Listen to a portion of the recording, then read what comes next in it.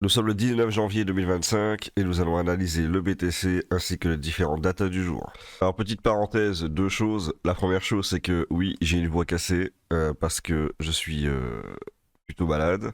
Donc j'ai pas de bol. Et deuxième truc que j'ai pas de bol, c'est qu'hier je devais normalement sortir ma vidéo quotidienne. Le seul problème c'est que malheureusement, il se trouve que quand j'ai fait la vidéo, j'ai même fait deux vidéos.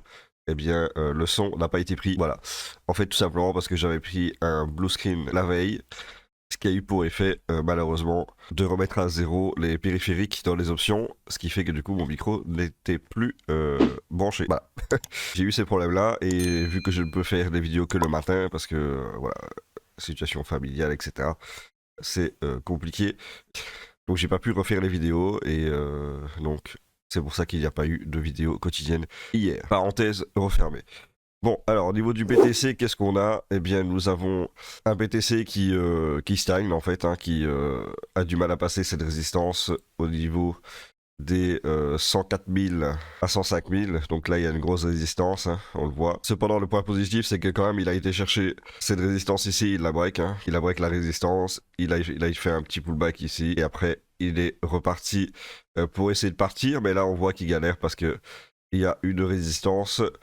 Attention quand même que dans les wave trains, nous avons des surachats, Ishimoku Oscillator aussi, le MACD est bien monté aussi, encore un wave train en surachat et on a un RSI quasiment à 70. Donc attention au niveau du BTC, je le vois bien repartir à la baisse, chercher au minima le support qui était une résistance, sachant que c'était une grosse résistance ici. Forcément, ça peut être un gros support aussi, donc un retest à 102 000 pour respirer et peut-être latéraliser dessus pour pouvoir repartir après. Et ma foi, pas trop déconnant. On a aussi la possibilité que le BTC puisse redescendre rapidement avec une mèche vers les 100 000. Parce qu'on a vu aussi que c'était une résistance. Et donc c'est de nouveau un support. Et ensuite réintégrer au-dessus de ce support-là. Parce que pour moi, c'était une très grosse résistance. Donc le voir casser tout de suite me paraît quand même un peu farfelu. Donc on va dire que pour moi, je pense que le fait que ce soit un support maintenant très solide me conforte dans l'idée qu'on ne baissera pas. Et il est très peu probable qu'on retourne ici. Et je vous l'avais expliqué pourquoi. Parce que ici on avait un bear trap. Et je voyais pas l'intérêt en fait de revenir retester alors qu'on a eu un bear trap ici. Voilà pour le BTC. Au niveau de la Bitcoin dominance, nous sommes en train de retester ce niveau ici, d'accord? Donc, je suis pas certain qu'on le break et qu'on aille chercher cette zone ici à 59,21. Ici, je verrais bien un double top. Pourquoi? Parce que, comme je l'ai montré, le BTC est en enfin, je dirais pas en survente, mais voilà, ça se chauffe un petit peu. Donc je pense pas qu'il y ait encore énormément de goût à la hausse. Et au niveau de la Bitcoin dominance, eh bien, quand on regarde, les Shimoku Oscillator commencent à crever le plafond. Bon, il reste encore du mou hein, sur le RSI, sur les wave trends, il y a encore la possibilité de monter. Mais je sais pas, j'ai quand même une impression que ça va s'arrêter là et puis qu'on va redescendre, faire un petit double top ici. Comme ça laissera monter un petit peu les alts qui en ont quand même pas mal besoin. Surtout qu'on a pris une très grosse tannée hier. Quand j'ai fait la vidéo hier, c'était horrible. Hein. On a eu des moins 30, moins 20. Incroyable. Donc on a pris très cher sur les alts. Donc voilà. Bon pour l'instant c'est en train d'essayer de break, mais il reste 7h43 sur la bougie, donc pour l'instant je ne prononce pas. Personnellement, je verrai un double top. Voilà. Au niveau donc ici du total 3, on a eu le break de la résistance qui se trouvait ici à 1,03T. Et puis on a eu un pullback avec cette mèche ici qui a été retesté ce support hein, qui était une ancienne résistance. Et donc nous avons pumpé jusque 1,10T. Et là nous sommes en train de redescendre. Pourquoi? Tout simplement parce que on regarde qu'on a été en surachat, pas de beaucoup, hein, 71, il y avait encore la possibilité de monter un petit peu, mais voilà, sur le même sur les wave trend et les Shimoku Oscillator, on voit qu'on est quand même sur du surachat un petit peu, donc il faut que ça respire un peu. Moi je le verrais bien redescendre sur le support ici, pour pouvoir respirer et ensuite peut-être latéraliser et repartir à la hausse. Ça me paraît tout à fait envisageable pour le Total 3 et donc les altcoins. Donc voilà pour le moment, pour le Total 3. Au niveau du Fear and Greed Index, nous sommes à 77, donc nous avons exactement la même chose qu'hier. Donc pour le moment, nous sommes en extrême greed, donc un petit peu en euphorie. Donc je pense qu'on risque d'avoir quelques petites baisses bientôt, à mon humble avis. Donc attention, prudence. Au niveau de la liquidation headmap, nous avons, j'ai mis le time frame 1 mois. Sachant que ici, on voit qu'il a commencé à avoir des ordres qui commencent à se placer au niveau des 106 000.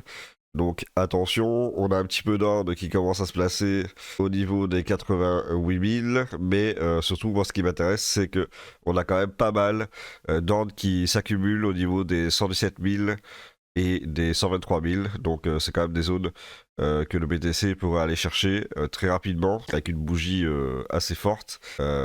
Donc bon, c'est du time frame 1 mois, donc ça veut dire que voilà, hein, faut quand même, c'est pas demain quoi. Faut quand même du temps pour aller chercher ça, mais en tout cas, c'est quelque chose qui pourrait être très fortement envisageable et c'est quelque chose de très positif parce que on voit très clairement que les gens sont prêts à ce niveau de prix pour commencer à vendre, ok? Donc c'est super intéressant à ce niveau-là. Au niveau de l'Alcohol Season Index, nous sommes à 53, donc pour le moment on était monté à 55 hier, donc là on est à 53, et bien du coup ça stagne toujours au milieu, donc pas de décision encore au niveau de l'Alcohol Season. Nous avons Virtual qui a baissé un petit peu, ici comme on peut voir à 1684%, au niveau du top 50 performance. Et nous avons le nouveau token Trump, voilà, qui est sorti de nulle part. Personne n'en a parlé. J'ai été prévu au dernier moment. Personnellement, j'ai fait un joli trade. J'ai fait un x8 dessus, donc je suis content. Donc voilà. J'en ai profité. En fait, je l'ai vu descendre. Il était à près de 20, 27, je crois, un truc comme ça. Hop, j'ai dit vas-y, hop, je le tente. J'ai mis un billet dessus. Je me réveille ce matin. Je fais ok, un x8. Ok, cool. Merci. C'est super. Ce qui fait que du coup, je me suis bien gavé dessus et je pense que j'ai jusque l'investissure le 20, donc demain, je pense que ça devrait continuer à pump. Donc, il est probable que je fasse du scalping dessus, ça va être plutôt cool. Ensuite, on a HBAR, XRP, BGB, XLM, TKX, comme d'habitude, qui surperforme le BTC. Et nous avons l'infaillible Tao qui est toujours en négatif, à moins 16%. Il n'y a rien à faire. TIA moins 12% de sous-performance par rapport au BTC. Donc voilà, il n'y a pas d'émission de token aujourd'hui et comme nous sommes dimanche, évidemment, il n'y a pas de calendrier macroéconomique. Donc nous allons pas en parler. Cependant, je m'arrête là pour cette vidéo parce que personne, vu que j'ai pas sorti ma vidéo d'hier, forcément, il n'y a personne qui a demandé pour que je fasse des analyses d'altcoin. Donc du coup, il n'y en a pas. Tout simplement. Donc si vous voulez que j'analyse les altcoins, ben, n'hésitez pas à le mettre dans les commentaires de cette vidéo, tout simplement. Sur ce, merci à vous, n'hésitez pas à vous abonner, commenter, liker, et puis nous on se retrouve pour une nouvelle vidéo. Ciao!